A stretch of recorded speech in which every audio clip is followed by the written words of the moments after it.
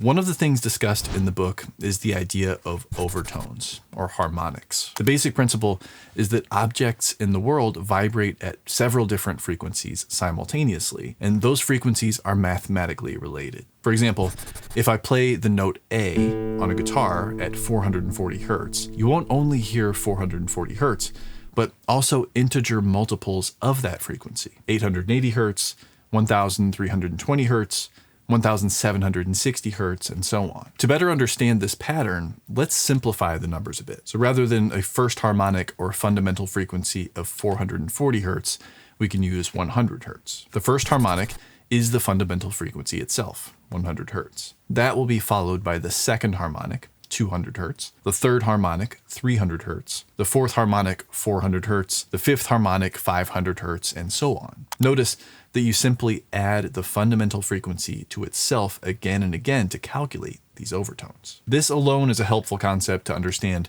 because the unique harmonic character of an instrument is one of the key factors that differentiates the same note being played on different instruments. We see and hear the same pattern of overtones from each instrument, but the relative blend of those frequencies defines the unique timbre of the instrument. The same concept is also relevant for identifying different types of distortion and saturation. If you want some help understanding the frequency range of various instruments, download the free instrument frequency guide below. It will help you identify which frequencies correspond to undesirable qualities for each instrument, like muddiness or harshness, as well as potentially desirable qualities, like fullness and bite. It's a great tool for improving your ear for mixing, and you can get access to the guide for free at audiouniversityonline.com/instrument frequency guide, or by using the link below this video. In Dr. Leviton's book, he doesn't just explain what overtones are, but actually dives into something that I found particularly intriguing, which inspired me to make this video for you. In the book, he says,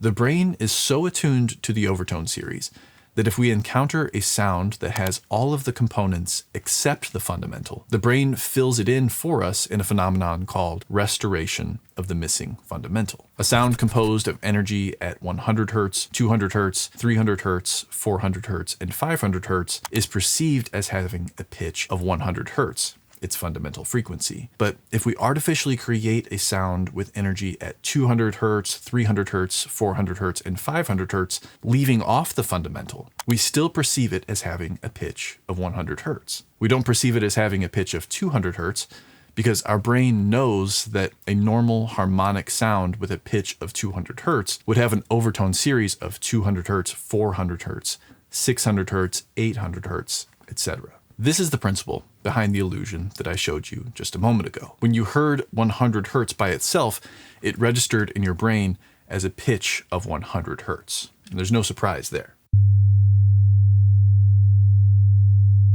The same would be true if we added in the overtones that our brain would expect from a 100 hertz tone, 200 hertz, and 300 hertz. But when you heard the combination of 100 hertz, 150 hertz, and 200 hertz, your brain identified this pattern as the overtone series that follows 50 hertz. So even though the 50 hertz fundamental wasn't actually played, your brain perceived it because it recognized the pattern and filled in the blank.